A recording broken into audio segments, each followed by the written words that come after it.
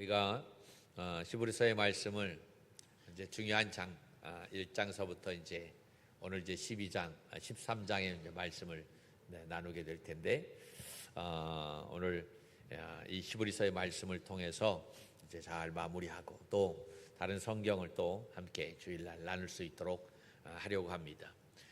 이 13장의 말씀은 다른 성경을 보면 뭐라고 얘기할까요? 표제라고 얘기할까요?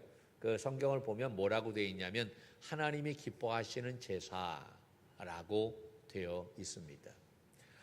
믿음의 선조들에 대한 이야기가 쫙 11장 또 12장 쫙 나와 있고, 그 다음에 마지막으로 13장이 정말 하나님께서 기뻐하시는 제사, 하나님께서 기뻐하시는 예배가 무엇인지에 대해서 이야기하고 있다라는 거예요. 근데 가만히 살펴보면 이게 하나님이 기뻐하시는 예배인가, 하나님이 기뻐하시는 제사인가, 이해하기가 참 어려워요. 그렇게 표제를 한 것이 참 이해가 할 수가 없을 정도로 이게 좀 맞지 않는 그런 모습이다라고 생각할 수가 있는데, 그런데 이 13장의 말씀은 정말 하나님께서 기뻐하시는 예배에 대한 이야기를 쫙 나열해 놓고 있는 것을 볼 수가 있어요. 여러 가지로 이야기하고 있는데, 그 중에서 저는 오늘 집약해서 두 가지를 말씀을 나누려고 합니다. 정말 하나님께서 기뻐하시는 제사가 뭘까? 여러분, 제사라고 하는 것은 다른 말로 얘기한다면 예배라고 말씀드릴 수가 있겠죠.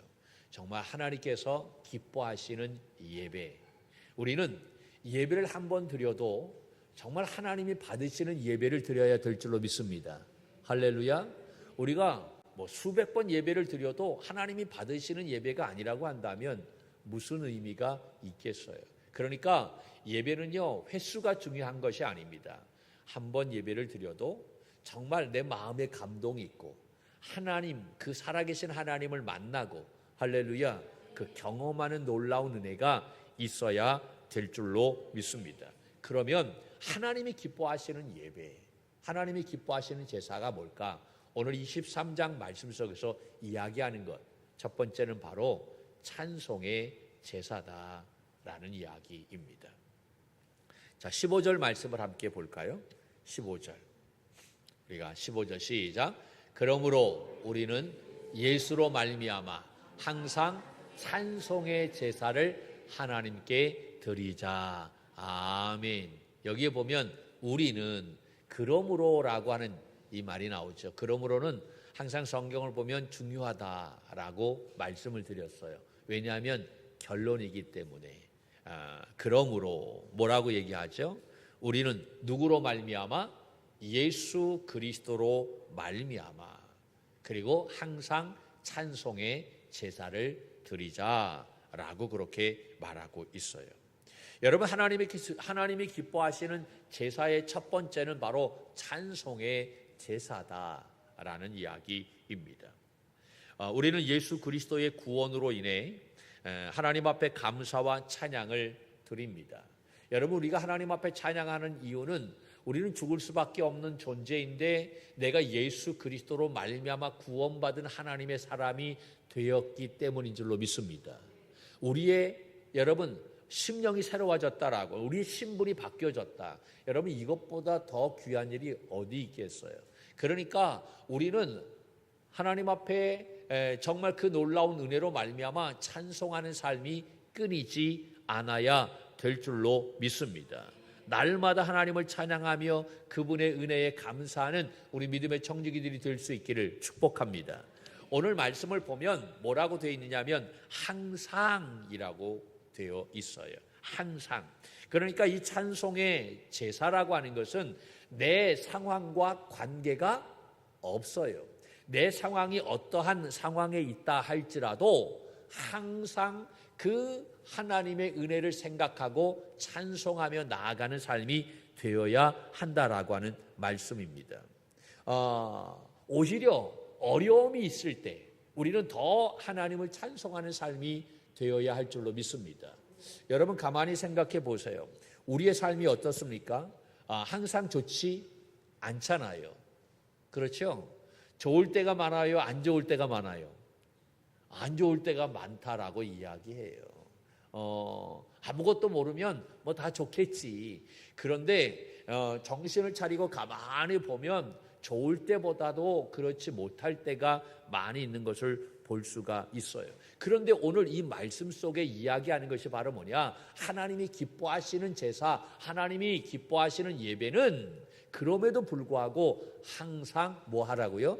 찬송하라라고 하는 말씀입니다. 사람이 살다 보면 뭐 항상 좋을 수만은 없지 않습니까? 어려움이 닥칠 때가 굉장히 많이 있습니다.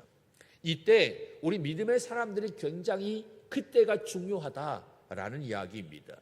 여러분, 믿음의 사람과 그렇지 못한 사람들은 언제 이 구별을 할 수 있느냐 하면 어려움이 있을 때 그때 그 어려움을 어떻게 처리하는가라고 하는 것을 보면서 믿음이 있는 사람이다 없는 사람이다 라고 우리가 판단할 수가 있어요.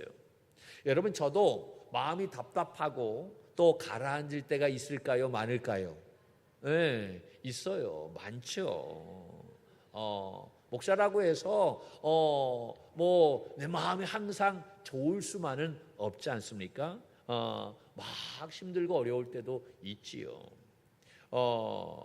우울한 그러한 마음을 가질 때도 있다라고 하는. 요새 많은 사람들이 우울증으로 말미암아 어려움 당하는 사람들이 굉장히 많이 있는 것을 볼 수가 있어요. 옛날에는 이러한 우울증을 앓고 있으면 그것을 숨겼어요. 알리지 않았어요. 다 쉬쉬했어요. 근데 요새는 그렇지 않잖아요. 알리고 또 거기에 대한 치료도 받고 또 약을 먹고 그럽니다. 그게 지혜로운 거예요. 그래서 예전보다 많아졌다라고 얘기는 예전에도 많았는데 그것을 드러내지 않았기 때문에 모르는 것이지. 요새는 굉장히 이제 우울증 환자들이 굉장히 많아서 여러 가지 많은 어려움을 겪기도 하는데, 그런데 이렇게 굉장히 내 마음이 가라앉고 우울하고 여러 가지 어려운 상황이 있게 될 때에 여러분 그것을 극복할 수 있는 가장 중요한 방법이라고 얘기할까요?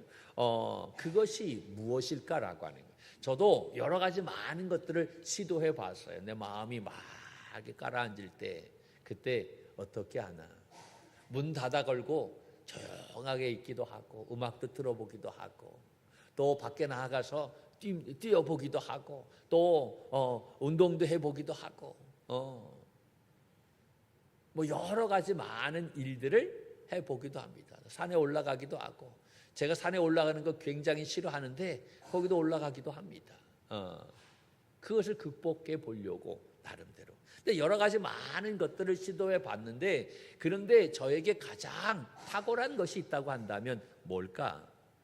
저에게 있어서 제 경험상 그래도 가장 탁월한 것은 바로 뭘까? 그것은 찬양하는 것이다 라는 거예요. 어떤 사람이 그래요. 목사님이니까 찬양하겠지 라고 그렇게 말할 수 있을 것 같아요.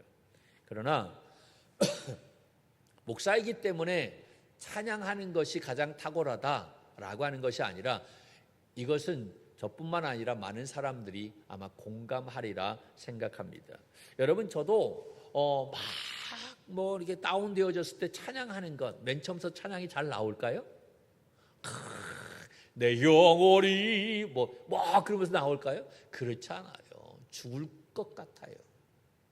마음이 참 슬플 때 어려울 때 제가 하는 방법은 바로 뭐냐면 찬송가를 딱 놓고 그런 다음에 무작위로 그냥 이렇게 넘깁니다. 무작위로 넘기면서 눈에 띄는 찬양을 그냥 합니다. 그런데 맨 처음엔 입이 떨어지지 않아요. 나의 갈 길 다가도록 예수 인도하시니 예수님이 뭘 나를 인도해. 인도 안 하는 것 같아. 다른 사람은 다 인도하는데 나만 인도 안 하는 것 같은 그런 마음이 들어요. 그럴 때는 또 다른 찬송가를 넘깁니다. 에이 무슨 예수님이 무슨 나를 인도해. 안 하는 것 같아. 그리고 또 넘겨요. 내 영혼이 은총 입어 중한 죄 짐 벗고 보니 한참 또 찬양해요. 그리고 또 내 마음에 와닿지 않아요. 그러면 또 찬송을 또 바꿉니다. 복의 근원 강림하사 찬송하게 하소서. 한량없이 자비하심. 그러다가 또 다른 찬송을, 우리 매일 우리 식사할 때마다 아버지랑 같이 불렀던 찬양, 만입이 내게 있으면 그 입 다 가지고. 그냥 무작위로 찬송을 왔다 갔다 하면서 그 찬송, 눈에 띄는 찬송을 부르는 거예요. 여러분, 왜 내가 이 찬송가를 펴고 찬송을 부르는 줄 아십니까? 그 찬송을 부르는 이유는 그때 누구를 소환해내는 거냐면 하나님을 하나님을 거예요. 내가 지금 마음이 우울하다, 내가 지금 마음이 힘들다라고 하는 것은 지금 내 앞에 하나님이 살아 역사하지 않다라고 하는, 성령님의 나타남이 일어나지 않고 있다라고 하는, 지금 내 마음이 정말 무거워져 갖고 예수님은, 하나님은 저 내 뒷방에 갇혀져 있는 거예요. 저 깊은 곳에 있는 거예요. 그래서 내가 일부러 찬송이 안 되지만, 그러나 내가 인위적인 노력을 가지고 그것도 찬송을 펴가면서 자꾸 찬송을 부르는 거예요. 그래서 저 깊은 곳에 계신 하나님을 자꾸 끌어내는 거예요. 소환해내는 거예요. 그래서 내 삶 속에 무엇이 나타날 수 있도록 하느냐? 성령의 나타남의 역사가 일어날 수 있도록 한다라고 하는 거예요. 왜 내 마음이 가라앉습니까? 왜 우울합니까? 그것은 내 삶에 이 성령의 나타남이 일어나지 않기 때문이다라고 하는 거지요. 그러니까 그 성령의 나타남의 역사가 일어나기 위해서 내가 인위적으로 자꾸 뭐 하는 거예요? 찬송을 부르는 거예요. 여러분, 찬송은 바로 뭐냐? 곡조 있는 기도라고 이야기합니다. 따라합시다. 곡조 있는 기도. 다시 한 번 더, 곡조 있는 기도. 예, 할렐루야. 예, 그게 곡조 있는 기도인 거예요. 기도. 찬송이 바로 기도다라고 하는 사실이죠. 이렇게 한참 찬송을 하다 보면 나도 모르는 사이에 내 모습이 달라져 있는 것을 보게 되어져요. 맨 처음에는 내가 인위적으로 힘들게 찬송을 하지만, 그런 나중에는 성령의 놀라운 역사로 말미암아 찬송이 나도 모르게 흘러나오는, 정말 그 영혼 깊은 곳에서부터 흘러나오는 영혼의 찬양이 이루어진다라고 하는 사실이지. 할렐루야. 예. 여러분, 이것은 우리 예배 때에도 마찬가지예요. 오늘 우리 집사님이 예배를 찬양을 인도했는데 맨 처음에 그랬잖아요. 표정이 좋은 것 같은데 우리가 그렇잖아요. 우리가 하나님 앞에 예배할 때 맨 처음에는, 찬양할 때 어떻게 맨 처음서부터 하나님의 임재 안에 거할 수 있겠어요? 이게 가능하지 않아요.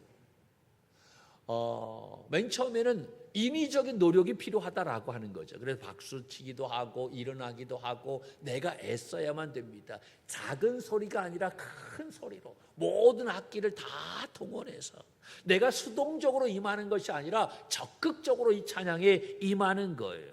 그러다 보면 내가 조금 더 깊게 하나님의 임재 안에 거하게 되는 줄로 믿습니다. 할렐루야. 내 마음이 녹아져야만 되는 거예요. 내 마음이 부드러워져야만 되는 거예요. 그것을 가능하게 하는 것이 바로 뭐냐? 찬송이다라는 사실이지요. 할렐루야. 그러니까 우리가 찬양할 때 온 마음을 다할 수 있는 우리가 되어야 할 줄로 믿습니다. 예배의 승패는 어디에서 결정되느냐? 그 찬양에서부터 결정된다라는 사실이지요. 그 찬양하는 모습을 보면 오늘 이 예배 어떠한 역사가 일어날 것인가 라고 하는 것을 우리가 알 수가 있어요. 우리가 조금 더 적극적으로 이 찬양에 임하는 우리 모두가 될 수 있기를 간절히 바랍니다. 여러분, 하나님이 기뻐하시는 제사, 하나님이 기뻐하시는 예배는 어떠한 상황에서도 내 마음과 뜻과 정성을 다하여 하나님 앞에 찬양하는, 사람을 의식하는 것이 아니라 하나님만 바라보고 나아가는, 할렐루야. 정말 육의 찬양이 아니라, 혼의 찬양이 아니라 영의 찬양을 하나님 앞에 올려드리는 우리 믿음의 종들이 되어야 할 줄로 믿습니다. 여러분, 내 영에 그 놀라운 찬양이 일어나게 되어지면요, 정말 우리는 말할 수 없는 놀라운 영적인 힘을 얻게 되는 거예요. 그 놀라운 힘을 얻는 우리 믿음의 종들이 되기를 주님의 이름으로 간절히 축복합니다. 할렐루야. 지금 이 시브리서의 원독자들은 찬양할 수 있는 상황이 아닌 거예요. 그들은 네로 황제의 박해로 말미암아 쫓겨다니고 있는 상황인 거예요. 자녀들이 끌려가가지고 사자의 밥이 되고 굉장히 어려운 그러한 상황인 거예요. 여러분, 우리가 예수 그리스도를 믿으면, 하나님 믿으면 잘 되어야 되는데, 그런데 오히려 잘 되는 것이 아니라 가족이 다 뿔뿔이 흩어지게 되고, 잡히게 되고, 옥에 갇히고, 사자 밥이 되고, 순교당하고 어려움을 당하는 거예요. 여러분, 이러한 상황에서 찬송이 나옵니까? 찬송이 아니라 원망과 불평이 나올 수밖에 없는 상황인 거예요. 그런데 하나님은 오늘 이 말씀 속에서 뭐라고 얘기해요? 그러한 상황에서도 항상 찬송의 제사를 하라라고 말씀하고 있는 거예요. 우리의 상황이 좋을 때뿐만 아니라 이렇게 힘들고 어려운 상황 가운데에서도 하나님 바라보고 우리가 찬송의 제사를 올려드려야 된다라고 하는 사실이지. 이것을 누가 기뻐하신다? 하나님이 기뻐하신다라는 이야기. 그러므로 우리의 상황이 어떠한 상황에 있다 할지라도 우리는 그 상황 속에서 하나님 바라보고 찬송으로 가까이 나아갈 수 있는 우리 믿음의 종들이 되기를 주님의 이름으로 간절히 축복합니다. 두 번째는 헌신의 제사입니다. 16절 말씀을 볼까요? 16절 시작. 오직 선을 행함과 서로 나누어 주기를 잊지 말라. 하나님은 이 같은 제사를 기뻐하시느니라. 아멘. 하나님이 어떠한 제사를 기뻐하신다고요? 선을 행하고 그리고 나누어 주기를 잊지 말아라 라고 말하고 있잖아요. 그러니까 하나님은 선을 행하는 것뿐만 아니라 나누어 주는 것, 그것을 무엇으로 보고 있느냐면 제사로 보고 있다라고. 그것을 무엇으로 보고 있느냐? 예배로 보고 있다라고 하는 거예요. 우리는 성전에 나와서 하나님 앞에 찬양하며 이렇게 예배하는 것, 이것을 예배라고 생각하지요. 그러나 예배는 이것으로 끝나는 것이 아니라 여기에서 그 하나님의 놀라운 은혜를 받았으면 우리의 삶의 현장에서 선을 행하고 나누는 삶이 되어야 할 줄로 믿습니다. 그것까지도 하나님은 무엇으로 보고 있다? 예배로 보고 있다라고 하는, 그것을 바로 제사로 보고 있다. 하나님은 그것을 기뻐하신다라고 하는. 그러니까 우리의 예배가 이 성전 안에서만 끝나서는 안 된다라고, 여기에서 멈춰서는 안 된다라고, 여기에서 받은 하나님의 놀라운 은혜를 가지고 우리의 삶의 현장, 가정에서, 우리의 일터에서, 우리의 이 지역에서 여러분 나누고 선을 행하고, 할렐루야, 그러한 삶이 되어야 하는, 그것을 하나님은 기뻐하시는 예배로 받으신다라는 이야기. 그러니까 오늘 이 말씀 속에서 선을 행하고 나누어 주고, 이것을 다른 말로 바꾸어 이야기한다면 헌신이다라고 말씀할 수 있겠죠. 이것을 봉사라고 이야기할 수 있겠죠. 이것을 섬김이라고 말할 수 있겠죠. 여러분, 오늘 이 예배를 위해서 거의 토요일 날 우리 믿음의 성도들이 성전에 와서 청소를 합니다. 여러분 청소하지만, 여러분 청소할 때 온 몸이 다 요새 땀으로 흠뻑 젖잖아요. 그런데 그것이 여러분 그냥 청소하는 것이 아니라 그것이 바로 뭡니까? 예배인 거예요. 믿습니까? 그게 예배다라고 하는 거예요. 그게 얼마나 귀중한 예배인지 우리는 그것을 예배라고 생각하지 않아. 이거는 내가 청소하는 것이지. 아니에요. 그것도 하나님이 기뻐하시는 예배로 하나님은 보신다라는 상황입니다. 지금 여러분 이 시브리서의 원독자들은 쫓겨다니고 있는 상황이에요. 그렇죠? 그러한 상황에서 선을 행한다, 그리고 나누어 준다. 여러분 이게 가능해요? 선을 행하고 나누어 주는 것은 그래도 내가 여유가 있어야 선을 행하고 나누어 줄 수 있잖아요. 내가 뭔가 가진 것이 있어야 나누어 줄 수 있잖아요. 지금 내가 쫓겨다니고 있는 상황이에요. 도망 다니고 있는 상황, 그러한 상황 가운데 있는데 무슨 선을 행하고 뭘 나누어 줍니까? 나 혼자도 어려운데, 내 신앙 하나 유지하기도 어려운데, 그런데 하나님은 뭐라고 말씀하고 있어요? 그러한 어려운 상황이 있지만 그럼에도 불구하고 선을 행하라 라고 나누어 줘라 라고 이야기하는 거예요. 할렐루야. 그것이 바로 예배다. 나는 그것을 기뻐한다 라고 그렇게 말씀하고 있는 거예요. 여러분, 오늘 13장 1절 말씀을 볼까요? 뭐라고 되어 있는지. 1절 시작. 형제 사랑하기를 계속하고. 여러분, 지금 이 상황은요, 그러니까 하나님이 기뻐하시는 제사, 하나님이 기뻐하시는 예배는 바로 뭐냐? 형제를 사랑하는 것을 계속하는 것, 그것이 바로 하나님이 기뻐하시는 예배다라고 이야기하는 것. 지금 다시 한번 또 얘기하지만 이 원독자들은 네로 박해로 인해서 기독교인들이 방화밤으로 몰렸어요. 그래서 그 사람들을 다 잡아서 옥에 가두고 뭐 막 그럽니다. 그런데 거기에서 우리가 풀려날 수 있는 방법은 바로 뭐냐면, 나 예수 그리스도를 믿지 않는다라고 한마디만 하면 되는 거예요.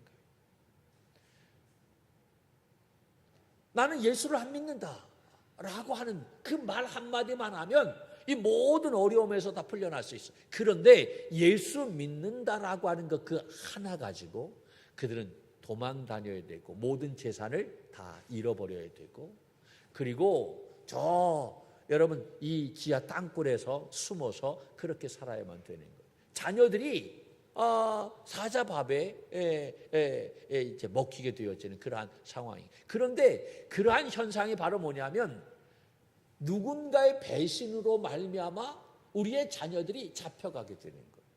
그 배신을 누가 했느냐? 오늘 예배 드리는 사람들 가운데 한 사람이 그렇게 했다라고 하는 거지. 아니, 우리가 그랬다는 게 아니고 이때 당시에. 왜 배신을 합니까? 내가 그거를 얘기하지 않으면 내가 잡혀가니까. 내 자녀가 잡혀가니까. 내가 잡혀가서 고난당하는 건 괜찮은데 자녀들이 고난당하는 것은 견딜 수가 없어. 그러니까 내가 어쩔 수 없이 배신하게 되는 거예요. 그래서 내 주변에 있는 사람들이 다 잡혀가게 되어지는 거예요. 그러한 상황 가운데 있을 때에 이 히브리서 저자가 뭐라고 얘기하느냐? 그럼에도 불구하고 형제를 사랑하는데 어떻게 사랑하라고요? 계속 사랑하라라고 하는. 만약에 그가 배신을 했어도, 그래서 내가 어려움을 당했어도, 내 자녀가 잡혀갔어도, 순교하는 그런 상황이 있어도, 그럼에도 불구하고 그를 미워하지 말고 계속해서 그를 뭐 하라고요? 사랑하라라고 하는. 여러분 이해하세요? 이 말씀이? 저는 이해가 잘 안 돼요. 목사인 저도요. 이게 가능할까? 그런데 하나님은 그거를 뭐로 보고 있다는 얘기예요? 제사로, 예배로 보고 있다라고 하는. 2절 말씀을 볼까요? 2절 시작. 손님 대접하기를 잊지 말아라. 지금 내가 도망 다니고 있어. 가진 것도 없어. 나 먹기도 힘들어. 여러분 도망 다니는데 뭐 엄청나게 많은 것을 싸가지고 갑니까? 그렇지 않잖아. 그런데 그러한 상황 가운데 있는데 누구를 대접하래? 손님을 대접해. 아니, 그것도 여유가 있어야 대접하지. 나도 도망 다니는, 나도 없는 그러한 상황인데. 그런데 이 말씀은 손님을 대접하라. 그러한 상황 가운데. 3절 말씀을 볼까요? 3절 시작. 너희도 함께 갇힌 것 같이 갇힌 자를 생각하고 너희도 몸을 가졌은즉 학대받는 자를 생각하라. 내가 지금 어려움을 당하고 있어요. 그런데 같이 어려움을 당하는 자, 갇힌 자, 학대받은 자를 생각하라 라고 이야기. 이것이 바로 뭐다라고 얘기하고 있어요? 예배다. 이것이 내가 기뻐하는 제사다 라고 그렇게 말하고 있습니다. 지금 나 혼자도 믿음 하나 건사하기 굉장히 어려운 상황인데, 그럼에도 불구하고 너 혼자만 그렇게 믿음 생활하려고 하지 말고 어려움 당하는 그 주변 사람들, 오히려 너를 배신했던 사람이라 할지라도 그를 계속해서 사랑하고 대접하고 또 섬기고 그들을 생각하라. 내가 그 모습을 보면 그것이 정말 내가 기뻐하게, 그것이 바로 나에게 드리는 제사다, 예배다라고 그렇게 말씀하고 있네요. 이 모든 것을 여러분 한마디로 이야기한다면 헌신이다라고 이야기할 수 있겠지. 이게 헌신인 거예요. 내가 정말 죽을 것 같아. 감당할 수 없어. 감당할 수 없는데 하는 것, 그것이 헌신이다라고 하는 거지. 이것이 섬김이고 이것이 봉사인 줄로 믿습니다. 할렐루야. 그것이 바로 뭐다? 예배다라고 하는 거예요. 그것을 하나님은 기뻐하신다라고 하는 거예요. 여러분, 유대인들은 1년에 3번 예루살렘에 올라가서 제사를 드리지요. 유칠초라고 얘기합니다. 6월절, 77절, 초막절. 이 절기가 되면 이제 양을 잡든지 또 소를 잡든지 염소를 잡든지 아니면 없는 사람들은 비둘기를 잡든지 그렇게 해서 이제 제사를 드리게 되는데, 원래 이 시간에 이 유대인들이 6월절 날 성전에 나아가서 제사 드리는 그 모습을 영상으로 보여드리려고 했어요. 그런데 우리 함께 우리 자녀들도 있고 그래서 한 목사님이 히브리 대학에서 오랫동안 공부하신 분이 그 6월절 날 그 제사 드리는 것을 영상으로 담은 것이 있어서 그것을 보여드리려고 했는데 그것은 여기서 보여드리면 너무 이 충격적인 그러한 모습도 있고, 그래서 우리가 바이블 칼리지 우리가 할 때 우리가 사경회 할 때 말씀 사경회 할 때 그것을 우리 함께 보여드릴까라고 생각을 하고 있어요. 너무나 리얼하기 때문에 양을 잡는 그러한 모습이 있기 때문에. 여러분, 레위기의 말씀에 보면 이 제사 드리는 방법에 대해서 쫙 나와 있어요. 먼저 우리가 집에서 기르는 그 짐승 가운데 흠 없는 것으로 가지고 오죠. 양을 가지고 오죠. 흠이 없어야만 됩니다. 레위기 1장 말씀에 보면. 그리고 그 흠 없는 것을 가지고 와서 두 번째 하는 것이 바로 뭐냐면 안수하는 거예요. 1장 4절 말씀에 보면 그 제물을 가지고 와서 뭐라고 하느냐, 어떻게 하느냐. 4절 시작. 그 번제물의 머리에 안수할지니. 안수. 그러니까 제물을 가져와서 안수하게 되면 어떠한 일이 일어나게 되어지냐면 전가가 되어집니다. 나의 모든 죄가 누구에게 전가가 되어지느냐? 그 양에게 전가가 되어지는 거예요. 그리고 이 양은 흠이 없어야만 되는 거예요. 흠이 없는 양에게 있는 그 모든 것들이 나에게 전가가 되어지는 거예요. 나의 모든 죄는 양에게 전가가 되어지고 양의 흠이 없음은 나에게 전가가 되어져요. 그러니까 쌍방의 전가가 이루어지게 된다라고 하는. 무엇을 통해서? 안수를 통해서. 그리고 세 번째는 그 양을 이제 어떻게 하느냐? 잡습니다. 5절 말씀에 보면 그는 여호와 앞에서 수송아지를 잡을 것이요 라고 얘기했어요.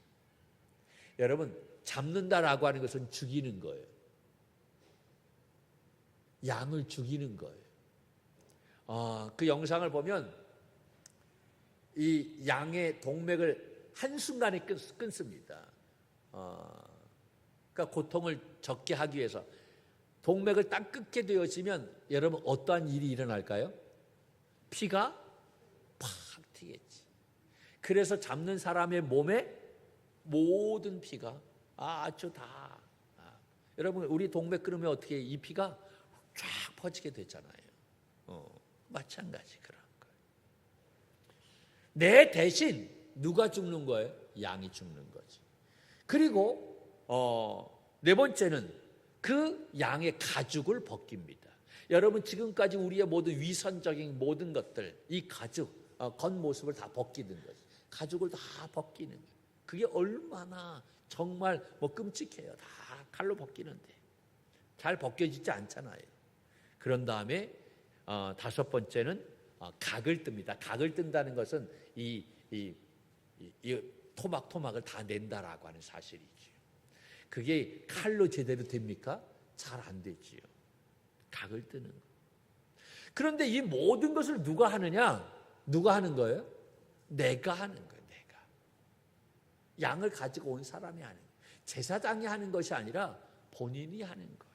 그러다 보면 그것을 이 양을 잡고 가죽을 뜨고 이 가죽을 벗기고 뭐 이렇게 하다 보면 그 제사 드리는 사람의 온 몸이 땀으로 범벅이 되고 피로 범벅이 됩니다.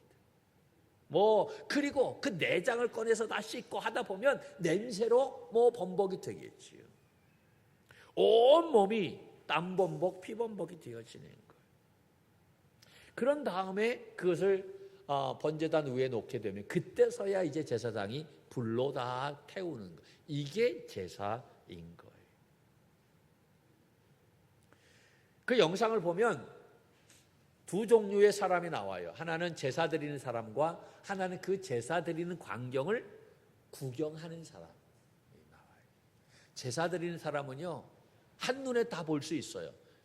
땀으로 피로 범벅이 되어져 있고, 구경하는 사람은 아주 깨끗해요. 여러분, 이것이 바로 우리에게 적용을 한다면 우리가 어떻게 이 말씀을 이해할 수 있을까? 오늘 주일날 이 성전에 나와서 예배 드릴 때 우리도 예배자와 구경꾼으로 우리가 나눌 수가 있다라고 하는 사실이지요. 그렇다면 나는 예배자일까 아니면 구경꾼일까라는 거예요. 우리가 오늘 아침에 집에 나올 때 어떻게 나왔습니까? 머리에서 발끝까지 깨끗하게 하고 아름답게 치장을 하고 나에게 있는 옷 중에서 가장 깨끗하고 좋은 내 마음에 드는 옷을 입고 나왔을 거예요.